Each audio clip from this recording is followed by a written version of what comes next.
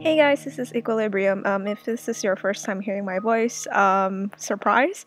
And if it's not, thank you for watching my videos from a year ago because I remember a year ago was the last time I ever spoke in my YouTube channel. Because whenever I try to speak and then listen to it again, I always feel very cringy, so that's why I never try to do it. But then again, when I watched my videos from a year ago, I said to myself that it wasn't that bad, so that's why I'm gonna try to do it again and try to put more work into my YouTube videos.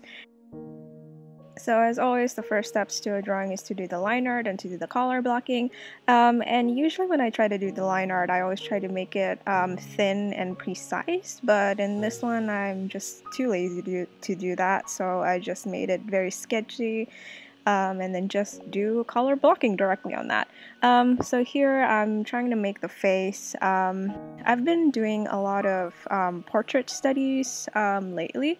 So I've been able to render faces much faster these days, which is what I'm proud of right now. And so I just try to keep doing the color blocking using the lasso tool and then the paint bucket tool. And then if you notice, I suddenly made all of the layers into one layer. And that is a huge mistake. I was just too lazy to make it on separate layers, so I just made it into the same layer. And then it made a lot of problems. So I had to leverage a lot of the lasso tool so that the colors don't get everywhere. And that's my own fault. I probably wouldn't do that in the future. I mean, I was thinking to just merge all the layers just because it's easier to manipulate. Like if you want to do the liquefy, you don't have to do it on each layer. You can just do it on one layer. And it also makes it easier to do lighting and stuff like that. But that just definitely comes with your experience. I know that there's a lot of artists who just do everything, including the background, in just one layer, and I'm just like, how the F do you do that? I'm not at that level yet, but I think making everything into one layer, not necessarily since the beginning of your drawing, but maybe at some point in your drawing, and you make everything to just one layer, certainly has its own benefits.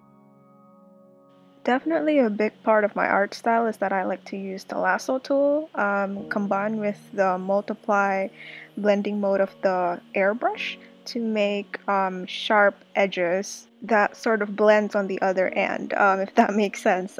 Just like what I do with the nose here. So I like to do that to the noses because it's a really quick way to define the edges of the nose and to sort of just blend the nose to the other parts of the face. And I definitely use this technique everywhere. For example, on the boundaries between the lower jaw and the neck right there, and also on the hands, and also on the clothing folds. And speaking of clothing, I've been really off practice with making clothing folds because I've just been trying to avoid doing studies on them because they're just so frustrating to me. But yeah, I cannot avoid clothing forever unless I intend to just draw naked people all the time, which is what I do in Instagram. And some people ask me why I try to make half naked people all the time, and that's because I'm too lazy to make the clothing.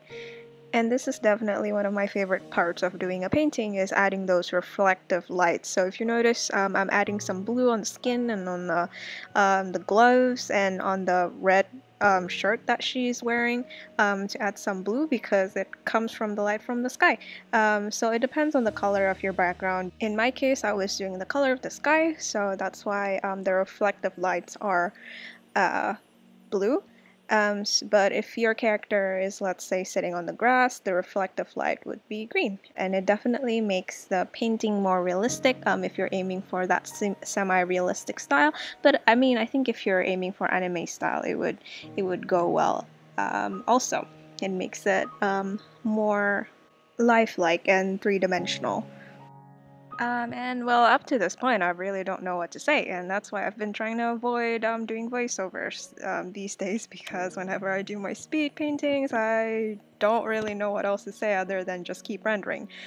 But I mean, whenever you're drawing, it's really important to just have fun with whatever you're doing, and that is definitely something that I have trouble with because I think most of you guys, and including me, are trying to make art as a career. Well, maybe some of you are just doing this as a hobby, which is great. But for those who are really intending to be like, hey, I want to make money out of making art, there's a lot of pressure, and especially if you have certain amounts of followers and social media, there's an amount of pressure that you get from those people. Actually, not even from those people, it's just from yourself, because you keep telling yourself that you have to, oh, I have to impress all my followers, and I have to raise this many followers in this amount of time and make sure that nobody unfollows me or whatever. But there's just some point that you get very into your head, and then there's just like 1,000 voices in your head that just comes from yourself, not even come from everybody else. It just comes from yourself, and they just tell you that you suck. And that is every day. It's funny because I feel like those voices are what has kept me practicing for for a couple of years, but at the same time, I'm practicing because I feel shitty about myself, and that is not a good reason to practice. So, definitely, I've been doing better in trying to practice, not because I am bad at things, but because I am genuinely interested in learning about it. So, lately, I've been reading up on a lot of anatomy books and a lot of figure drawing tutorials and whatnot from YouTube, and I've been doing a lot of quick face sketches and photo studies, and I think that is part of why I've been able to draw much faster now. This painting took me about 3 hours, 3.5 hours, or something like that. But I think in the past, if I were to try to do this, it would probably take me like 8 hours or something like that. So it definitely cut my time by half, which is great. And it definitely took me a long time to understand anatomies and color in order to be able to do that.